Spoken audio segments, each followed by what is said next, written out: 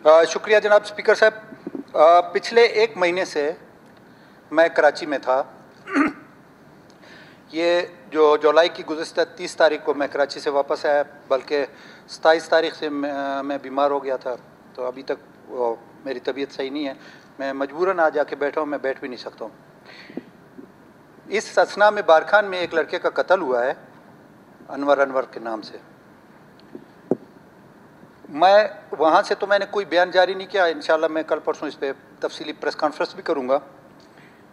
मुझसे मंसूब करने की कोशिश की गई उसको, जबकि प्रॉपर एफआईआर मेरे पास है उसकी।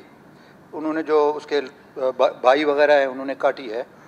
2 आदमियों को नामजद किया है जिनके साथ मेरा कोई वास्ता नहीं है।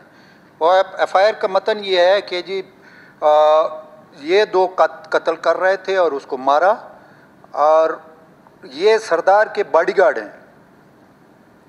पहली बात तो ये कि बॉडीगार्ड का लफ्ज़ कोई चीज़ नहीं है, कोई सरकार नहीं है, कोई मेरा। इवन अगर फिलाने का बेटा है, अगर बेटा कोई फेल करता है भी, बाप जिम्मेदार नहीं होता है। और आखिर में एफआईआर के ये है कि जी वो उसको सहाफ़त से रोका। मेरे सहाफ़ी हजरात दोस्त, मैं बहुत एहतराम रखता हूँ सहाफ़ी बिरादरी के लिए, BFUG के लिए। मैं 2-3 चीज़ों की वजाहत करता हूँ कि आज तक मेरा सियासी करियर, मेरी 62 साल की उम्र हो गई है। मैं चैलेंज पे कहता हूँ, बलूचिस्तान के सहाफ़ी तो मेरे अपने यहाँ के हैं, पाकिस्तान के, दुनिया का कोई सहाफ़ी आज तक ये बात करे कि मैंने उसको, चाहे उसने मेरे ख़िलाफ़ लिखा या किसी प्रिंट मीडिया में, सोशल मीडिया पे, इलेक्ट्रॉनिक मीडिया में, मैंने आज तक उसको एक लफ्ज़ बोला। दूसरी बात यह है कि इसको सहाफ़ी करके पेश किया जा रहा है। मैं इसके बैकग्राउंड में जाता हूं कि नेशनल पार्टी की मेहरबानी से 2013 से 2018 तक मैं पाबंद सलासल रहा। मेरे साथ इंतकामी कार्रवाई की गई, मुझ पर नाजायज़ केस डाले गए। मैं बलूचिस्तान की, पाकिस्तान की अदालतों का बेहद मशकूर हूँ कि उन्होंने मुझे बाइज़्ज़त बरी किया। ये शख्स, मैं फ्लोर ऑफ द हाउस एक जिम्मेदारी से कहता हूं कि किसी भी प्रिंट मीडिया, इलेक्ट्रॉनिक मीडिया पे 1 साल नहीं, 2 साल नहीं, 5 साल नहीं, 10 साल, एक भी इसका आर्टिकल या एक चीज़ छपी हो, मैं उसको साफ़ी तस्लीम करने को तैयार हूं।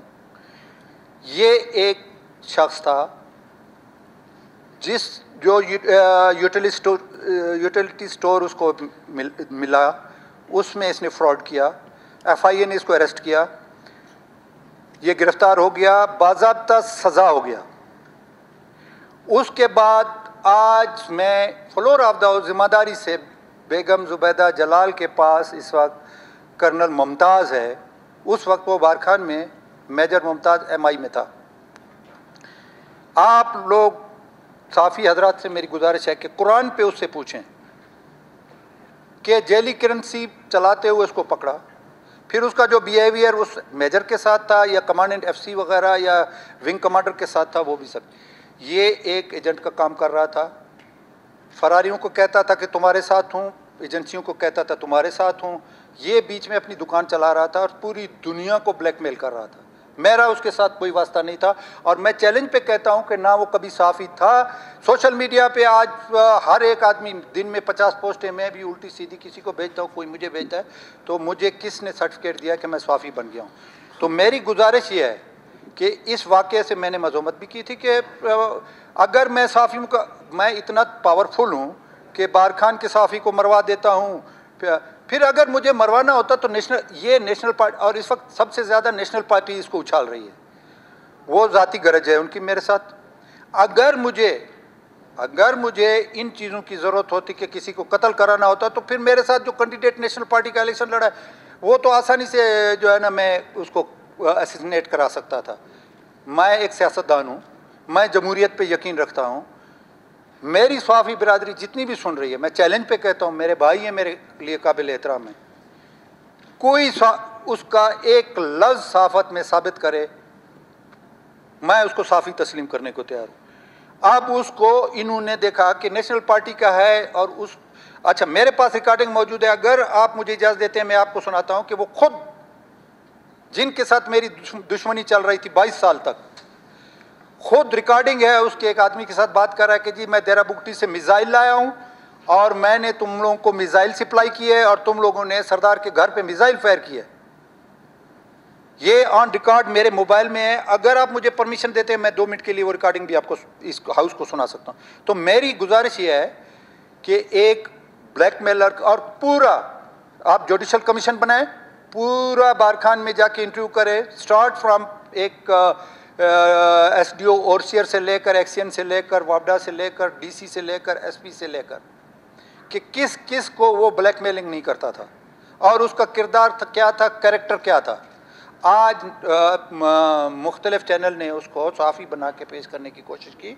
ना वो, मैं चैलेंज पे कहता हूँ कि ना वो कभी सहाफ़ी था, ना है, ना कभी वो रहा है।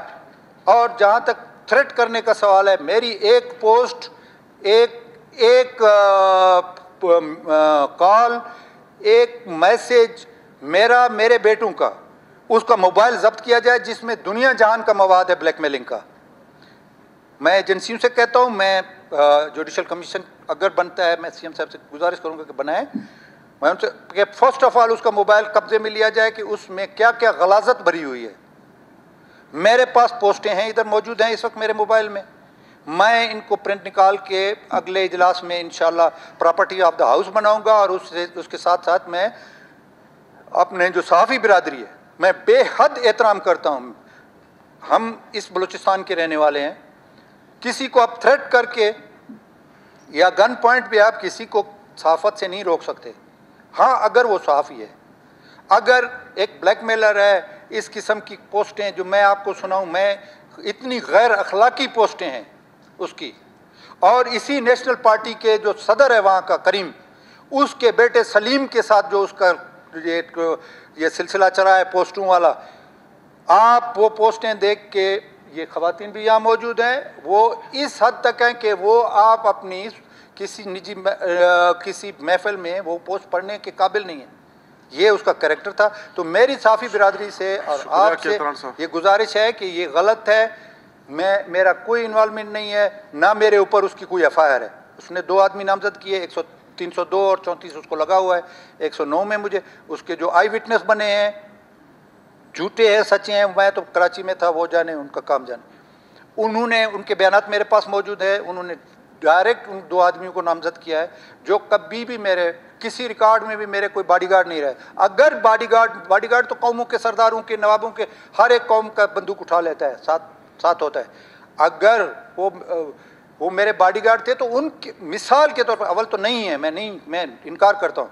अगर है तो किसी बॉडीगार्ड का जिम्मेदार कोई कल कहेंगे कि जी सीएम साहब जो है ना, सीएम था, उसके गेट पे जो ड्यूटी पुलिस वाला कर रहा था वो सीएम के गेट पे था, सीएम का बॉडीगार्ड था, उसने जाके एक फेल किया तो सीएम पे एफआईआर हो या सीएम को अरेस्ट किया जाए या फिलान किया जाए, ये गलत है।